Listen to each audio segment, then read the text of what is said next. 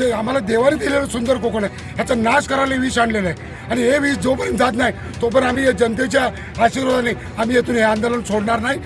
आज भव्य मोर्चा काढून आज असा दणका देणार कंपनीला की त्यांना वाटलं पाहिजे हे विष हे गेलंच पाहिजे.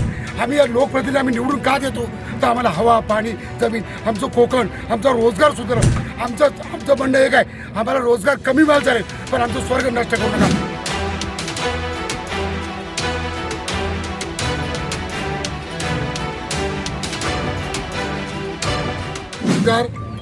आमचा आज 76वा दिवस आहे आंदोलनाचा, धरणे आंदोलन.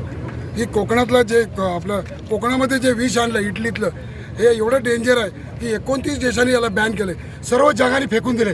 पण आपल्या भारतात हे विष आणून आमच्या सुवर्ण असं कोकण आहे जे आम्हाला देवाने दिलेलं सुंदर कोकण आहे ह्याचा नाश करायला विष आणलेलं आहे आणि हे विष जोपर्यंत जात नाही तोपर्यंत आम्ही जनतेच्या आशीर्वादाने आम्ही येथून हे आंदोलन सोडणार नाही.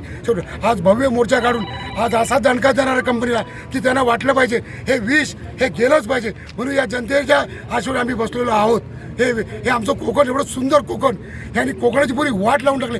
आम्ही या लोकप्रतिनिधी आम्ही निवडून का देतो तर आम्हाला हवा पाणी जमीन आमचं कोकण आमचा रोजगार सुधारव. आता रोजगार म्हणतात की रोजगार बंद पडते त्या मुलांचा रोजगार जाणार.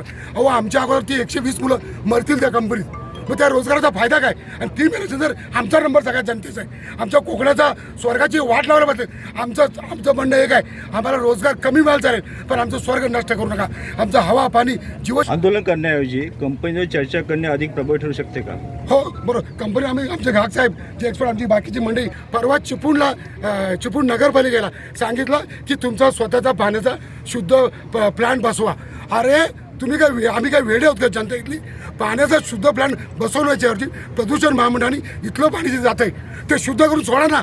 मग बसवायचा प्लांट येतच नाही चिपळूणला. ही साधी गोष्ट आहे. म्हणजे तुम्ही एकतर चुका करा, तुम्ही पैसे खा, इथं हप्ते खाऊन सगळं पाणी सोडा आणि वर आम्हाला परत हे करा की तुम्ही शुद्ध पाण्याचा प्लांट टाका. तुमचे एक्सपर्ट बसवा, प्रसारण बसवा, पण हे काय मिटिंग लावत नाही. कारण ह्यांनी जे विष आणलंय हे जगात ह्याच्यावरती कुठंच नष्ट होणार नाही आहे. त्यामुळे ह्यांना हे विष घालवायशिवाय गत्यंतरच नाही. पण हे आमच्यावर चर्चा पण करत नाही. आणि ह्यांनी आम्हाला जेव्हा प्रश्न उत्तर केले तेव्हा आम्हाला त्यांनी लिहून दिलं की आम्ही हे विष तयार करतोय, पिपास तयार करतोय. त्यांनी आम्हाला प्रश्न असा केला की जगात चाललेला आहे पिपास पण तुम्ही बंद का करता. तेव्हा आमचे घाक एक्सपर्ट साहेब आम्ही सांगितलं की जगात सर्व देशांनी हा पिपास हे नावाचं विष बंद केलं आहे आणि ते पण त्यांच्या संसदेत किती मतांनी ठराव पास झाला. जपान, अमेरिका, रशिया या सर्व जणांनी जर त्या संसदेवर होतं तर आमची संसद का नाही करत. आमच्या संसद कायदा नाही आहे भारतामध्ये. आज मंत्री सांगतात ते पंकजा मुंडे भविष्यात रोजगार आणि पर्यावरणाचं यामध्ये संतुलन कसं साधता येईल. हो साधता येईल की तुम्ही आम्हाला चांगले कारखाने आणा, हवा शुद्ध करा.